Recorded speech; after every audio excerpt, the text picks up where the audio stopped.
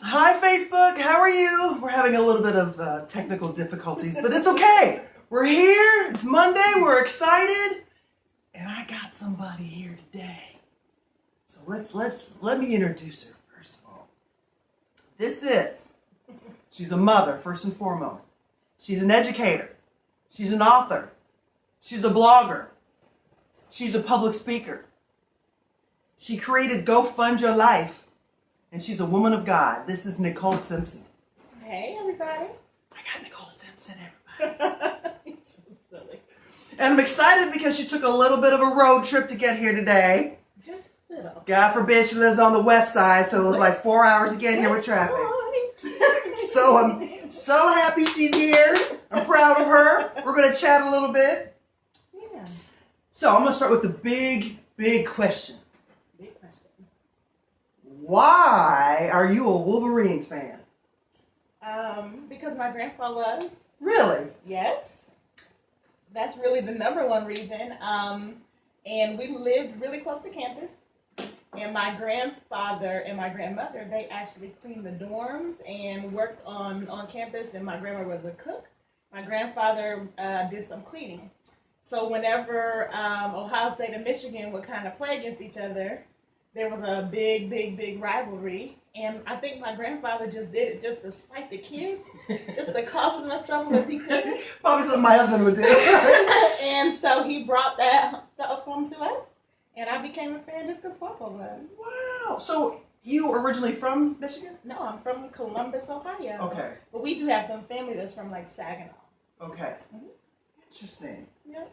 Very good. As we know, my husband is a huge Michigan fan, so I have a connection with her already. So. Okay, so let's start from little bitty Nicole. Okay. So you're from Columbus, Ohio. Yeah, born and raised. And you went to high school, college, everything here? I went to college at Kent State, but I grew up right in the Linden area on East 22nd Avenue. Wow. Mm-hmm. Very good. Yeah. So what did you go to school for? I studied psychology, African studies, and I had a minor in political science for my undergrad. So the reason why I'm asking is because I'm curious how the financial aspect, consulting and everything else came about. So, I mean, we could get to that later, but I'm just curious. I always like to know a little bit about the beginnings to see how it ties in at the end. Sometimes it just happens that way, but I was curious what your... I didn't know that that's what I was looking for. Sure. To be honest, I was totally studying psychology because I thought I wanted to become a psychologist. Mm. But because of the way my personal financial background was set up, I couldn't afford to do internships and different things like that. So I only understood psychology from the books that I read. I see. So when I graduated, I took a position as a therapeutic program worker with the state of Ohio at the State Psychiatric Hospital. Mm. And realized that mental health is chronic and you cannot solve it. You cannot cure it. You just have to continuously treat it. Right. And I needed something that I could fix. So it drove me nuts. Really? Yes, because it was a revolving door. So while I was at the State Psychiatric Hospital, I went back to school and got my master's degree in business and finance. Oh. Had really no idea what I was going to do with it. And then this really nice guy named Shane Swanson found my resume. And he called me and said, I think that you'd make a great financial advisor. And I didn't even know what it meant. Wow. So when you got the degree, what led up to, like, I'm sure you didn't just right out the gate, be a business owner. Like how? I kind of did, actually. Really? But I wasn't trying to be. When I went out and interviewed for this, what I thought was a job at New York Life, I didn't understand when he told me, oh, and by the way, we don't pay you an hourly wage. You make as much money as you can make because you go out and find your clients. Oh, wow. So I didn't realize that at the time until I kind of got a little bit deeper into it. And I was married at the time. So Shane actually invited my husband at the time to the interview. And I'm just like, what kind of... Right? I never had to bring anybody to an interview Right. with me. And so the reason was because he wanted to make sure that he could support me while I was growing my business. Wow. So that was really my first introduction into entrepreneurship, my first introduction into finance, and it happened to be 2008 when the financial sky was falling, and nobody told me, hey, you might want to be careful. Wow. Yeah. So how was it that first year? It was really rough. because it was 2008. Mm-hmm. So things were just starting to kind of slip off. Mm-hmm. And I learned a lot about life insurance then because I inherited a book of business of some older blue collar workers that had different retirement portfolios, and their biggest concern was if the markets crashed, then if something happened to them, they had just lost their $500,000 portfolio. Mm-hmm. And that was all they had that they planned to leave to their spouse and their children, and so now they didn't have that Oh, anymore. wow. So I learned then that I could plug that hole with life insurance because that was the big concern. If I die, I can't pass on this asset. So I sold a ton of 10-year term because everything I read said that the markets would always rebound in 10 years because I was selling investments and insurance out there. I'd never seen it. I'd never paid attention to the market, but I believed the books and I believed what everybody around me told me was that everything would rebound in 10 years. So I sold a 10-year term Band-Aid and said, hey, Mr. Jones, if something happens to you, we're going to make sure that your wife and your kids still get this amount. Don't move anything out of the market. Let it rebound. And then at the end of 10 years, you can decide if you want to keep this insurance or let it go. But at that time, you'll be able to pull your money out of the market, but you'll be made back whole again if you just wait. Interesting. And it worked. Wow. Yeah. So that ties into my insurance question. So I was curious how the insurance came about. So that's interesting. So I know that you are very big on getting into the community about educating them with insurance and financial coaching and so forth. Was that a different transition from you, just being out there in the company that you're working with and kind of scaling into the community that you would like to help? The biggest thing, if you talk to people who are in my industry, when you're going out for training and learning about what you're doing, they basically tell you to go find the houses with tall trees and fat squirrels. Okay, you have to elaborate on that one. So they're looking for people who are wealthy. They want you to be married, 2 kids, 2 cars, tall trees, fat squirrels. So where, you know what I'm saying, where you're going to find a fat squirrel is going to be where the eating is good, right? Right. And so that's where they tell you to go and focus. And so for me, when I was out in New York Life, I was always the case rate leader, meaning that I was always submitting more life insurance cases than any of the other agents that had started. I could run circles around them. But what I didn't realize is that half of my cases were not going to stick because of the underwriting. So people would get declined in my community because of their weight, because of their health, because of their finances, because they filed for bankruptcy. There's a gazillion things you can get counted out for in life insurance that I didn't know at that time. I see. I just figured if you can afford it, you get it just like any other kind of insurance. Sure. So, and they didn't know it either. So Mr. Shane Swanson, who thought I'd be great, he was super excited. He'd never seen the things that I was coming across before because he had never worked in a market anything like mine. There'd never been an African-American person that came out into that field. Wow. So they didn't know how to train me. I didn't know what to tell them. So eventually it just kind of made sense. Like, I have to figure out how this is going to work for the folks that I want to serve. Oh. I shouldn't be in a position where I can't grow my business in my own community like everybody else can. Right. And I don't know a lot of folks that got tall trees and fat squirrels. It's right. So, Wow. yeah. So how long were you with that company? I stayed out there in New York Life for about a year and a half. Okay. And then people really, 2009 was when it really hit. Okay. The foreclosures and everything. It was that. 2009 was really the peak of it. So I met some guy networking who said, since you're fully licensed, you'd be great working as a licensed banker at Huntington. So I came over to Huntington. I said, well, I've got all these licenses to sell investments. You guys just cash checks. What are you doing here? Right. And they're like, well, these people over here at the desk, they are actually financial advisors, and here's what they do, and you are going to be one of them. All the years I went to the bank with my grandma and my grandpa, I never knew what people at those desks did. Right. So I became one of those folks, Wow. and I worked with the Huntington Investment Company, and I just did what I knew best. And so I always worked in CRA neighborhoods, Community Reinvestment Act neighborhoods, which are pretty much low to moderate income places, Okay.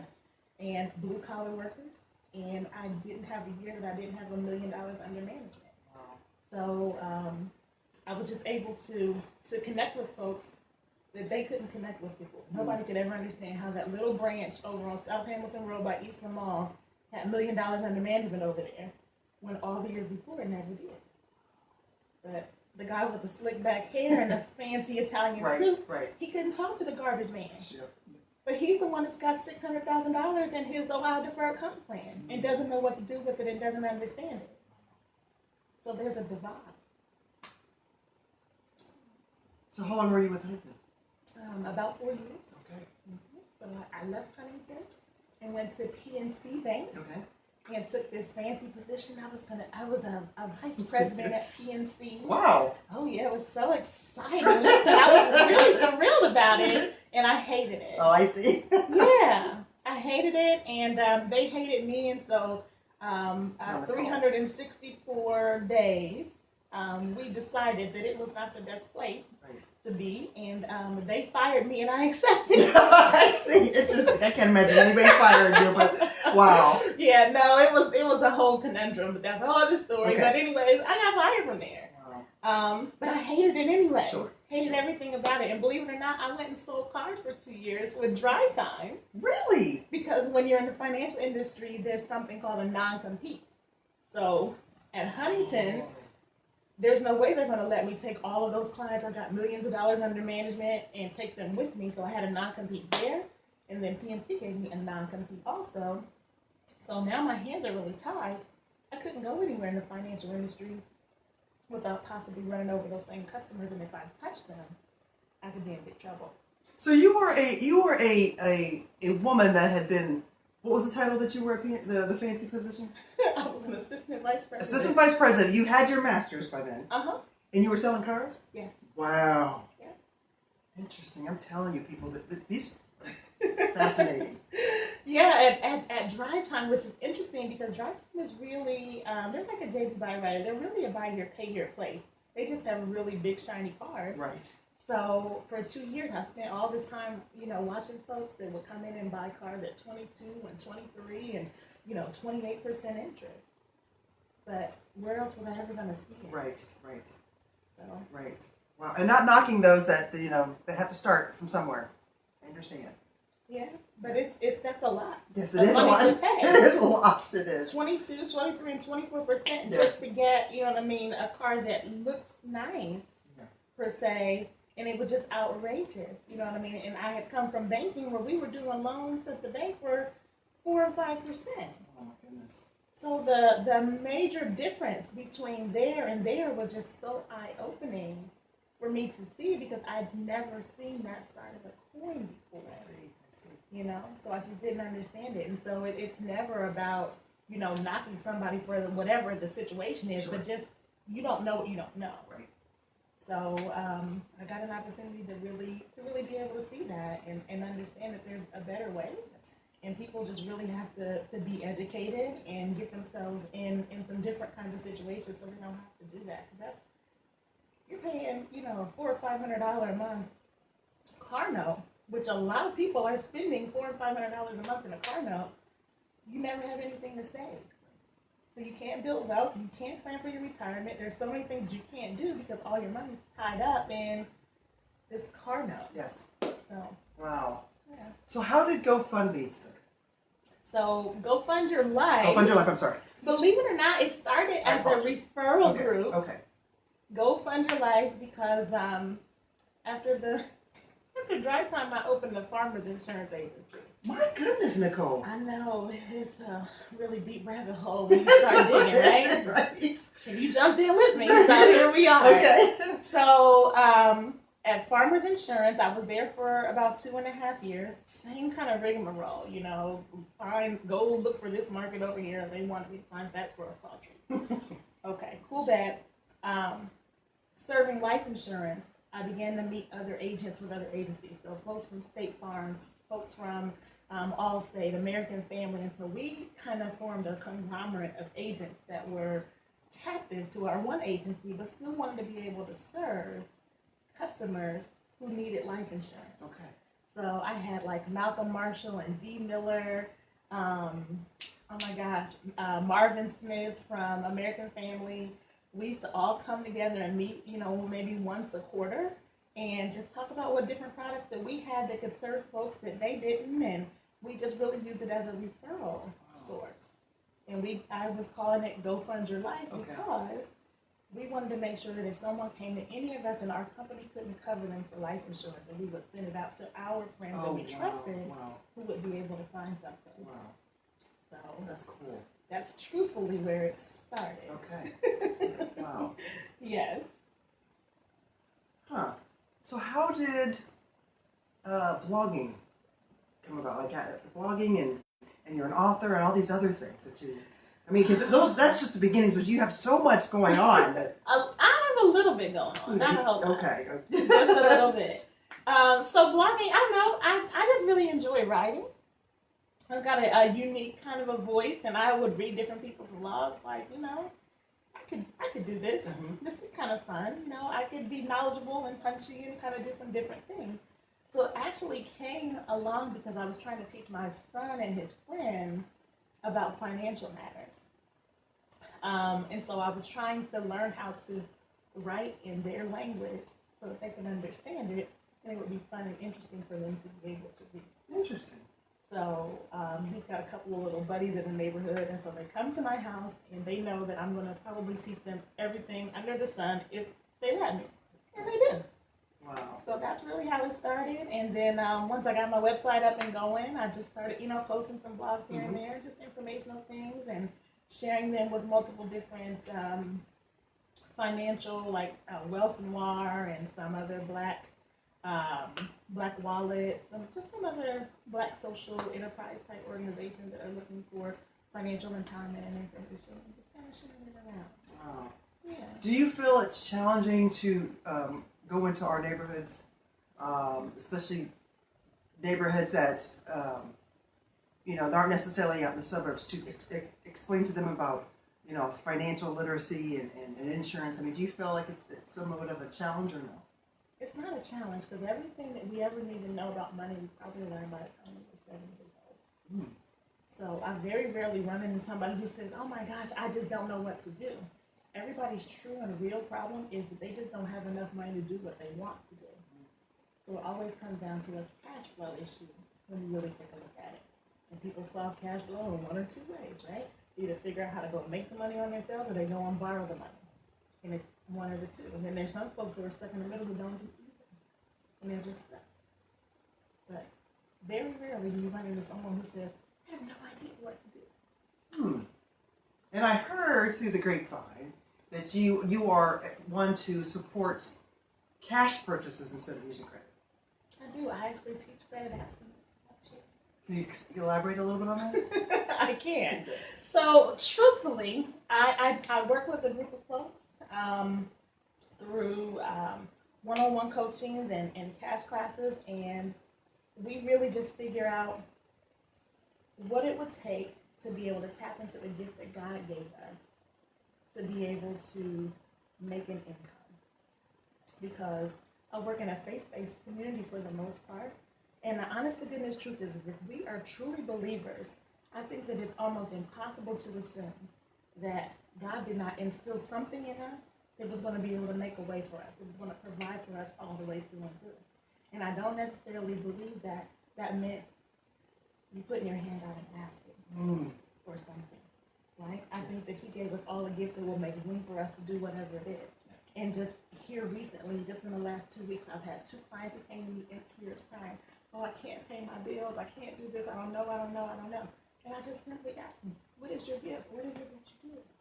So the one girl said, well, I'm a model and I like to take pictures. I said, girl, go buy you a camera and take pictures and sell them. I don't know. I never thought I could. It's maybe been 30 days. She has, I think, maybe booked 5 clients. My goodness. She's got a web page up already. Wow. So if she makes $200 to $500 extra dollars in a month's time, that's changing her life. It's changing her life. And it's not putting her in debt. She's able to catch up on whatever it is that she's behind on, right? She's able to set aside the money that she needs to save, and everything is in its place. And all she has to do is get up every morning, do her day job and her side gig, meet more people, and grow. And it's just really that simple. Somebody in my class, same thing. She says, I don't know what my gift is. I got a class of 25 folks. And she got all of her notes out. And I looked and I said, well, I know what you do. She says, what? I said, you're an organizer. And I said, and she told me she didn't want to use my budget where you type things in. Mm-hmm. She only wanted to handwrite.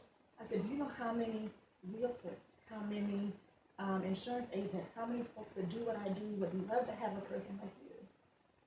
Handwrite correspondence and send out my thank you cards, my birthday cards, and all this kind of stuff, and keep us all organized. Yes. You need that side business. Wow. So just from doing that, she is right now looking at a national account.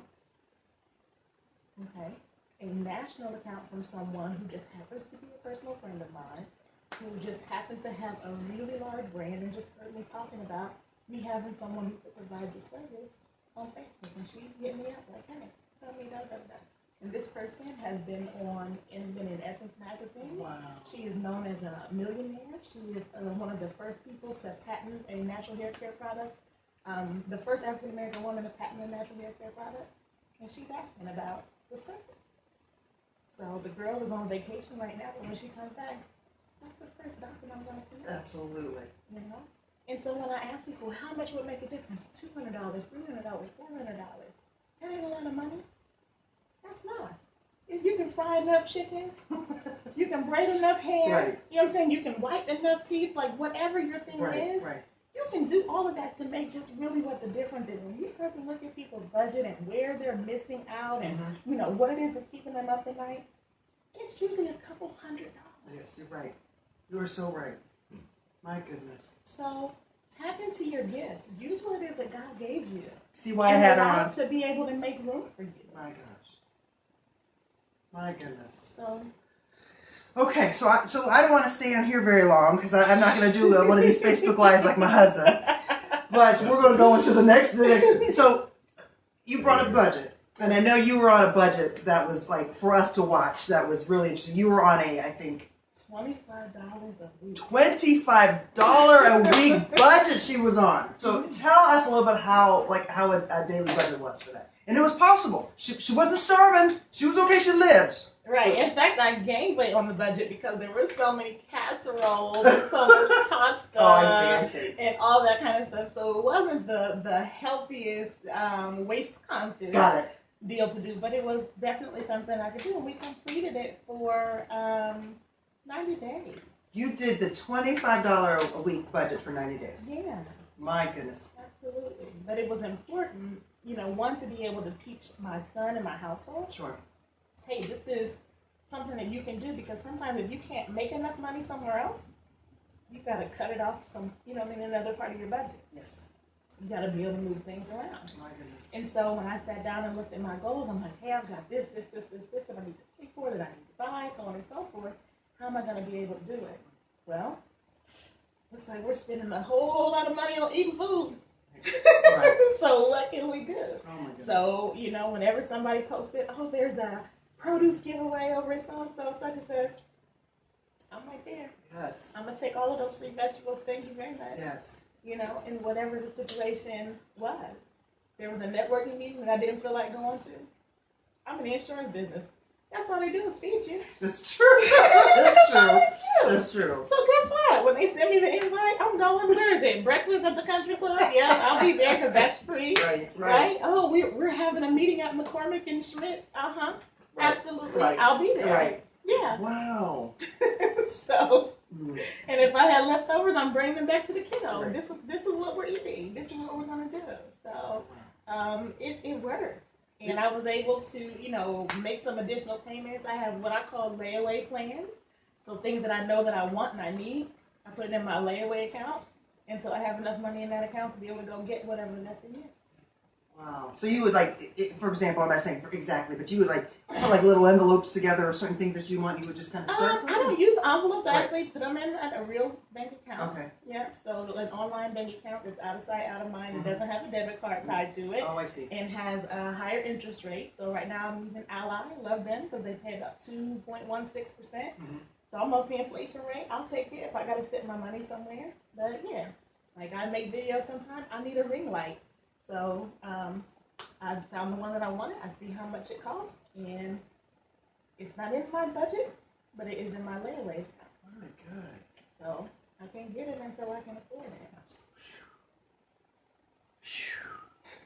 And sometimes it's okay. Yes. You know, just to be able to wait until you get it. Some of the biggest issues that people have with money is that they cannot live in the world of delayed gratification. You have to have it right now. I'm just like, well, wait a minute. Do I have to have it right now? No. Not really. Right. So you just gotta, work your discipline muscle and save some money. Work your discipline muscle. For sure. So you are really big in, I keep saying community, but you are. You're always, I feel like I'm always seeing you cooking somewhere and up all night doing these master feasts and so forth, and you're out there and doing so much in the community. Can you elaborate on how that came about? And you told me a story even about like you even had you went to some gang member or something like that, or something to help out with some. So I just want to share the story about it because it's fascinating to me. So, I mean, there's really no story to it. I just enjoy serving, and I enjoy just helping people. Like, I can remember as far back as when I was little, like, me getting in trouble for doing something. I just remember saying, but Papa, I only wanted to help. Like, there was always something. Why were you doing? I just wanted to help. Well, why were you down there in Miss So-and-so's house? I just wanted to help. Wow. So it's just always been in me to be able to do something, to be able to give back. And along the way, I mean, I've done a little bit of everything. Yes, I was a suicide hotline worker for the teen suicide and the senior suicide in high school. I absolutely loved doing that. I was involved in PEC schools, which was kind of a low to moderate tutoring program when I was in college. And then when I came home, I just was trying to find, different things to do. And so I met up with this fabulous organization called Exclusive Empowerment Network, and they were having some opportunities to go out and feed the homeless on the actual land. Mm-hmm. So we met at a church, and we made up the meals and the sandwiches and everything, and we went out and, to go find the folks and under the bridges. And, you literally went out to go find the folks. Oh, yeah. Wow. Yeah, so when I heard about it, it was one of my old middle school friends, and I hadn't seen her in years, but we were friends on Facebook, and so she posted, and I showed up. Wow. And I just kept going all the time. So then they they started doing Thanksgiving. I don't know if they probably were already doing it before I came around, but I got involved when they were doing Thanksgiving and Christmas for the first time. And I'm just like, people need stuff to do. So I found some folks that maybe were in gangs, or maybe yes, right. were involved in some activity right. that may or may not have been legal. Right. And so I reached out to them right. like, hey, this is what we're doing. Right. This is what we need. Can you help out? And they did. They gave me the soda. They gave me, the money to take care of the turkeys and all the kind of stuff. So I just felt like everybody was fair game to be able to ask. Yeah. And, it was a really good time. And I enjoy it. I will do it all day long. Whatever I can do just to be able to serve and give back, because that's just extraordinarily important. It is, and it's cool. And that's what we're supposed to do. We are put here to serve in every single way in everything that we do. So that's what I try to do. Girl, this girl's so dope. I can't. Aww. You really are. Aww. So, is there anything that's coming up soon that you want to plug? Have you got a new book coming out? You got anything fabulous you want to make an announcement on here? I do have a book coming out. It is called You're Gonna Learn Today with Your Disrespectful Assets. So it is a book that just really talks about financial empowerment and just really some very easy, basic things that we can do on a day-to-day basis in terms of the way that we spend our money and kind of repositioning it into a place that's going to continue to pay us back. Wonderful. Okay, instead of just throwing it away and never getting a chance to see it. Right. To see it go. As far as events that are coming up, we just did the In Case of Emergency workshop, which was wonderful. We will probably do another one of those in June. So it's just a workshop designed to get folks together with their will, their healthcare power of attorney. It has a nice document holder to organize all your files, where you put your life insurance, everything. So if something ever happens to you, you just need to tell folks, hey, go get this In Case of Emergency folder. And in here is everything that you'll need to know. So if I'm unconscious, if you know what I'm saying, I'm in the hospital, if I pass away, whatever it is, because people don't know where your stuff is. Right. People cannot find things. I've had people who have had family members pass away. They didn't know there was an insurance policy. 10 years later, the insurance policy is somewhere in unclaimed funds. Like, there's so many different things. And meanwhile, they've had a whole GoFundMe account. They fried fish. They did all that and didn't know that mom, dad, grandma, grandpa really had an insurance policy because it wasn't somewhere where they could find. They didn't tell anybody. Interesting. So we wanted to be able to put all those things in place, and then it's expensive to talk to an attorney. Yeah. And so we wanted to be able to bring an attorney out to our folks. So shout out to our staff attorney, Tamika Price Esquire. So by day, she works for Celebrate One. And by night, she is our staff attorney for Go Fund Your Life. And she helps people write wills, trusts, and all those financial things for a really, really, really low price. And she has been booked like crazy since that event on March 30th. That's good. Yes. So her calendar is jam-packed. And then I think, May 18th, we're having a Insure Your Kids symposium at the Driving Park Library in the morning from 10 o'clock until 1 o'clock, just so folks can come out and find out what does it cost? How can I spend $4.60 that you have in your couch cushions to get a $10,000 policy on your children or your grandchildren, because you just never know what could potentially happen. And best case scenario, if nothing happens to them and they live a long, healthy life, they already have insurance and it has cash value, and so they can dip into it and use it for whatever they need to. And people don't realize that Walt Disney World was started because of a cash value life insurance policy that his parents got on him. So we have to learn how to position these kinds of things into our financial lives and our overall financial portfolio. Yes, ma'am. Yeah. That's really huge, right? Yes, did you know that? No, I did not. I did not. Yeah. So was Pampered Chef. That was another one. Oh. JCPenney stayed in business during the recession, and he used cash value life insurance to keep the doors open. So it does have a place, even though a lot of folks will tell you absolutely not, only by term, so on and so on and so forth. Whole life cash value insurance has a really good place and serves our community extraordinarily well because we're not big investors. So if we're not going to invest somewhere else, where else can we put our money to have it give us some type of return? Insurance is a great place to put it. Some of the biggest insurance buyers that I usually used to have were folks that owe child support, people who had some legal criminal things, because it just shows up as life insurance. So where they can go put a levy on your bank account, if you owe child support, if you have all this kind of stuff, you can't levy your life insurance. You have all kind of cash in there doing that. Wow. So all the blue collar crooks in the world have been doing it for years. Right. Mm-hmm. Wow. Yeah. So. Okay. I can sit on this couch for a long time talking to you. It's interesting. So where can people find you on social media?